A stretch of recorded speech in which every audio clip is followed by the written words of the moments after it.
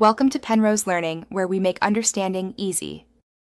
You start by confirming prerequisites, own the Canadian Mogul content, and meet the level threshold. Once done, set your loadout to the coastal build and equip the grappling hook. This makes traversal reliable. Begin at the designated spawn in North Bay and follow the ridgeline to tag the first 3 waypoints. You should prioritize stamina and grip upgrades because they directly affect success rate. Keep momentum. Don't waste time resetting gear mid-route. Optimize before you start. Once you have the first checkpoints, focus on chaining zones. Use wind pockets to gain altitude and time your jumps to gusts, because synchronized boosts multiply your score.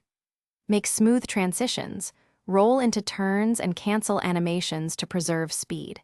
If you hit a tricky mogul field, use the grappling hook to bypass slow sections and stay on the ideal line. Make sure to keep an eye on fatigue and use quick snacks between segments so you don't lose momentum. To finish, trigger your final sprint and use the last boost within 10 seconds of crossing the last gate, because late boosts register higher multipliers. After crossing, open the Achievements menu to confirm the Canadian Mogul Master unlocked. If it didn't, relog and replay just the final segment to force the server update. If problems persist, clear cache and verify DLC ownership. Alternatively, try the mirrored route, which avoids a common desync spot and usually resolves registration issues. Thanks for watching. If this was helpful, leave a like and consider subscribing. See you next time.